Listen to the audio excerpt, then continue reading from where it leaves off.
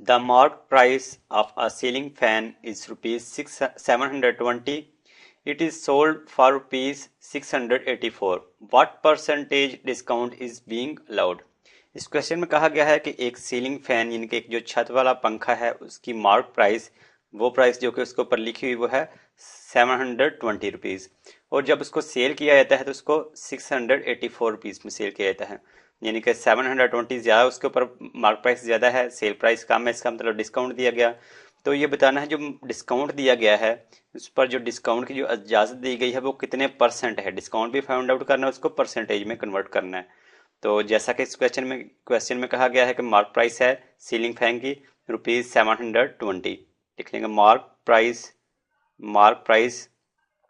Rupees 720 and it is sold for rupees 684। उसकी sale price क्या हुई 684 रुपीज। सेल प्राइस रुपीज 684, और उसके बाद हमने क्या फाइंड आउट करना है, डिस्काउंट को जो परसेंटेज है वो हमने फाइंड आउट करनी है। तो डिस्काउंट फाइंड आउट करना है, इसलिए यहाँ पर लिख लेंगे डिस्काउंट जो कि हमने फाइंड आउट करना है। डिस्काउंट परसेंटेज हमने फाइंड आउट करनी है। तो सबसे पहले हम देख लेंगे कि डिस्काउंट क्या होगा, फिर बाद में उसको डिस्काउंट परसेंटेज में कन्वर्ट कर लेंगे। तो जैसा कि हमें पता है, हम पहले भी ये फार्मूला पढ़ चुके हैं, जब मार्क प्राइस हो और सेल प्राइस और डिस्काउंट की बात हो रही तो हम पहले क्या फार्मूला पढ़ चुके हैं। सेल प्राइस किसके इक्वल होती है, मार्क प्राइस माइनस डिस्काउंट। तो इस फार्मूले में हमने ये तो सेल प्राइस फाइंड आउट करना है कहा है, हमने यहाँ पर क्या मालूम करना है, डिस्काउंट फाइंड आउट करना है। इसलिए जो सी टर्म हमने फाइंड आउट करनी है उसको इक्वालिटी की एक साइड पर और बाकी को इक्वालिटी की दूसरी साइड पर मूव कर देंगे। डिस्काउंट है, इसको राइट साइड पर जब लेके आएंगे, लेफ्ट साइड पर लेके आएंगे तो ये जगह डिस्काउंट जो कि हमने फाइंड आउट करना है is equal to mark price, और ये सेल प्राइस को इक्वालिटी की दूसरी साइड पे ले आएंगे। तो सेल प्राइस इधर पॉजिटिव है तो इक्वालिटी की दूसरी साइड पे जाकर नेगेटिव हो जाएगा माइनस सेल प्राइस। तो डिस्काउंट तो हमने फाइंड आउट करना है, तो मार्क प्राइस जो है वो इस क्वेश्चन में बताई गई है रुपीज़ 720। यह है रुपीज़ 720 माइनस, और सेल प्राइस बताई गई है रुपीज़ 684, रुपीज़ 684। तो अब इसको हम कैलकुलेट कर लेते हैं, यानी कि 720 में से 684 को सब्सट्रैक्ट कर लेंगे। 720 माइनस 684 इज इक्वल टू 36, यानी कि रुपीज़ 36 है, वो क्या हुआ हमने कैलकुलेट कर लिया है डिस्काउंट। लेकिन ये तो हमने फाइंड आउट किया डिस्काउंट। तो इस क्वेश्चन में क्या कहा गया है कि what percentage discount is being allowed, यानी कि जो डिस्काउंट है उसको कितने परसेंट वो डिस्काउंट हुआ। तो हम फाइंड आउट कर लेंगे। अब डिस्काउंट जो है उसको परसेंटेज में कन्वर्ट कर लेते हैं। डिस्काउंट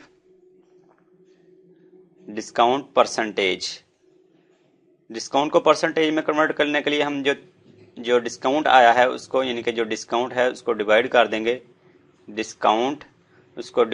देंगे, मार्क प्राइस, और फिर उसके बाद उसको मल्टीप्लाई कर देंगे 100 से, और फिर डिवाइड भी 100 से ही कर देंगे।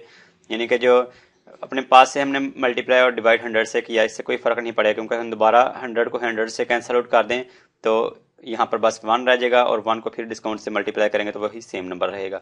100 डिवाइडेड बाय 100 इसलिए किया क्योंकि हम इसको परसेंटेज में कन्वर्ट करना चाहते हैं, और 100 डिवाइडेड बाय 100 का मतलब है 100%। इसको डायरेक्ट हम 100% भी कर सकते हैं। तो डिस्काउंट हमने ये फाइंड आउट कर लिया, रुपीज़ है 36 डिवाइडेड बाय, और मार्क प्राइस है इस क्वेश्चन में बताई गई रुपीज़ 720 मल्टीप्लाई बाय, और मल्टीप्लाई ये 100% है 100%। अगेन कैलकुलेटर को यूज़ कर लेते हैं इसको सिंप्लीफाई करने के लिए। यह है 36 divided by 720 multiply by 100 is equal to 5 साथ परसेंटेज का सिंबल है परसेंट, ये वाला जो रुपीज़ का सिंबल है इस रुपीज़ के सिंबल से कैंसिल आउट हो गया। तो 36 और 320 जो डिवाइड हो रहा है मल्टीप्लाई इसको 100 करेंगे तो 5% होगा। तो इस तरह हमने फाइंड आउट कर लिया कि डिस्काउंट परसेंटेज होगी, डिस्काउंट जो कि 36 रुपीज़ है, इसको परसेंटेज में हम कन्वर्ट करेंगे तो हमें पता चल जाएगा ये होगा 5% परसेंटेज।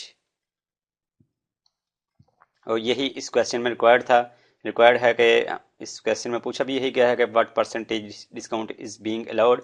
तो हमने ये फाइंड आउट कर ली कि वो परसेंटेज है 5%।